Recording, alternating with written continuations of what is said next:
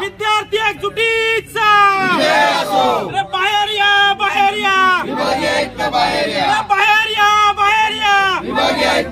या बाहेर या बाहेर या अरे बंद करा बंद करा बंद करा अरे बंद करा बंद करा बंद करा अरे बंद करा बंद करा बंद करा बाहेर या बाहेर या अरे बाहेर या बाहेर या अरे बंद करा बंद करा अरे बंद करा बंद करा बंद करा अरे बंद करा बंद करा बंद करा अरे बाहेर या बाहेर या अरे बाहेर या बाहेर या अरे बाहेर या बाहेर या अरे बाहेर या बाहेर या अरे बाहेर या बाहेर या अरे बाहेर या बाहेर या अरे बंद करा बंद करा बंद करा बंद करा बंद करा बंद करा अरे बाहेर या बाहेर या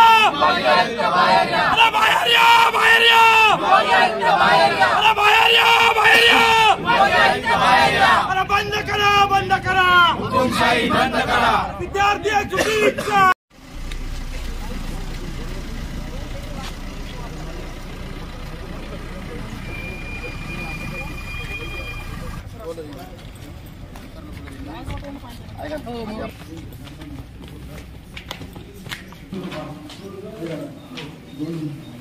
भरतीचं निवेदन देण्यासाठी आला असता यांना अटक करा, यांच्यावर गुन्हे दाखल करा. पोरांची आत्महत्याची करण्याची मानसिकता आहे असं सांगताना देखील आत्महत्येची धमकी कोणाला देता असं विभागीय आयुक्त बोलत आहे. विभागीय आयुक्त विद्यार्थ्यांच्या प्रश्नावर बिलकुल सिरियस दिसत नाहीये आणि अटक करण्याची धमकी या ठिकाणी ते देत आहे. कोणाला तुम्ही अटक करताय? आमच्या पगारावर, आमच्या पैशावर, आमच्या टॅक्सवर तुमचा पगार होतोय. आम्हाला अटक करा तुम्ही, आम्हाला मारून टाका. जनरल डायर सारख्या गोळ्या घाला तुम्ही. सामान्य जनतेला 4-4 वर्ष अभ्यास करायचा, 4-4 वर्ष मेहनत करायची आणि पेपर द्यायचे. ऐन वेळेवर तुम्ही पेपर फोडणार, पोरांचं भविष्य उद्ध्वस्त करणार आणि या ठिकाणी अटक करण्याची धमकी त्या ठिकाणी तुम्ही आम्हाला देणार.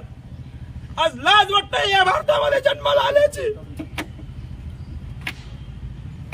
पोरांसाठी या ठिकाणी निवेदन देण्यासाठी आला असता.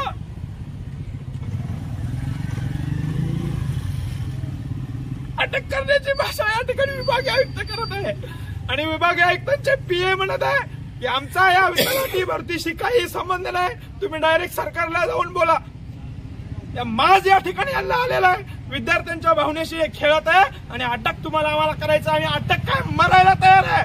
त्यांच्या समोर सांगितलं की आम्हाला काय हे तुम्ही उजरेगिरी दाखवू नका.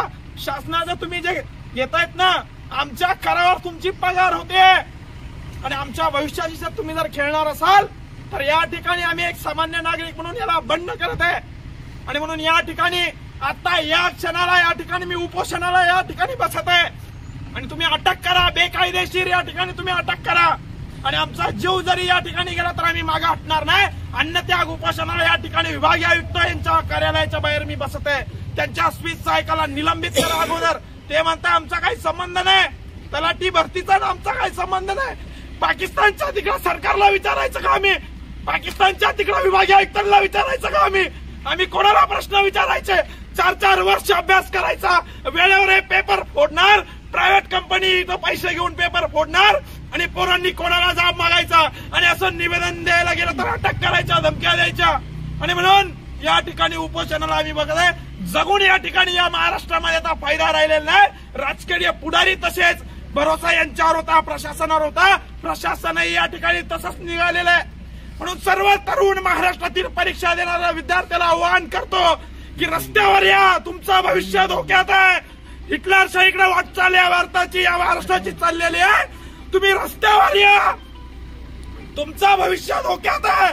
तुम्हाला आम्हाला नोकऱ्या सुद्धा लागणार नाहीत, पैसे भरून पेपर फोडून या ठिकाणी यानंतर विद्यार्थी नोकरीला लावल्या जाणार आहेत आणि तुमच्यासाठी जो कोणी रस्त्यावर उतरेल त्याला अटक करण्याची धमकी विभागीय आयुक्तासारखा जबाबदार अधिकारी देतोय। विभागीय आयुक्तासारख्या जबाबदार अधिकाऱ्यानं अटक करण्याची धमकी आम्हाला देणं हे अपेक्षित नव्हतं। आम्ही विद्यार्थ्यांच्या घोटाळ्याबाबत निवेदन देण्यासाठी या ठिकाणी आलेलो आहे आणि तुम्ही कोण आम्हाला अटक करणार आहे? आम्ही स्वतः अटक होतो, आम्ही स्वतः अन्नत्याग या ठिकाणी उपोषण करून आमचा जीव तुम्हाला आपण या ठिकाणी करतो। प्रमुख मागणी काय आहे? आमची प्रमुख मागणी हीच आहे, तलाठी भरती कॅन्सल करावी आणि तलाठी भरती कॅन्सल करून एमपीएससी आयोगाकडनं ही परीक्षा घेण्यात यावी, अन्यथा या ठिकाणी आज आत्ता या ठिकाणी आम्ही उपोषणाला बसलो आहे। आपलं नाव? माझं नाव मंगेश साबळे।